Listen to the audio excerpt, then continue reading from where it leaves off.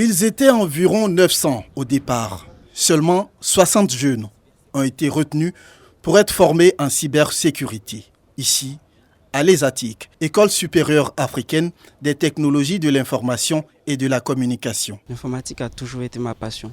Donc lorsque j'ai vu qu'il y avait une formation sur la cybersécurité et que je pouvais aider mon pays, j'ai sauté sur l'occasion. Je suis vraiment très heureuse de faire partie de ces 60 personnes-là. Et je pense que cette formation me sera très bénéfique vu qu'elle est pratique et tout. Pour la formation, les apprenants ont à leur disposition un plateau technique de dernière génération. Le Centre d'innovation en cybersécurité, inauguré ce 13 avril par la tutelle. Une volonté de l'État de Côte d'Ivoire et ses partenaires, à savoir Smart Africa et Hitachi, des spécialistes de la cybersécurité. L'entreprise qui dira qu'il n'a jamais été hacké, c'est qu'il ne sait pas qu'il a été hacké. C'est ça le problème. Il y a beaucoup de pertes au niveau du continent africain en matière de cybersécurité. Il est temps que nos pays prennent leurs responsabilités en créant des SOC.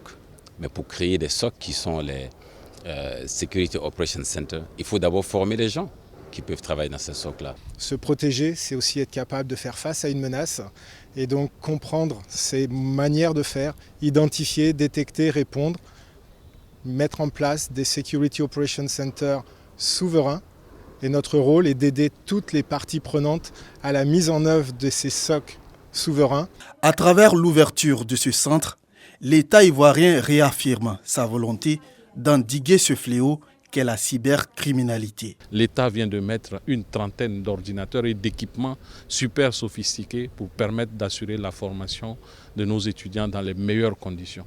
Et cette promotion qui va sortir dans 6 mois, rassurez-vous, ce sera des promotions techniques et normalement, s'ils finissent la certification, ils devaient tous être employés dans les entreprises ivoiriennes. En décembre 2021 déjà, le gouvernement adoptait la stratégie nationale de la cybersécurité, valable sur 4 années, 2021-2025.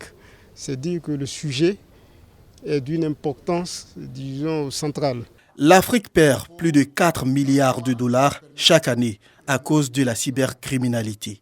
Au plan mondial, ce sont plus de 1000 milliards de dollars perdus, selon le projet Smart Africa. Avec ce genre d'initiative, la Côte d'Ivoire est en phase avec le projet Smart Africa, dont la vision est de transformer l'Afrique en un marché numérique unique d'ici 2030.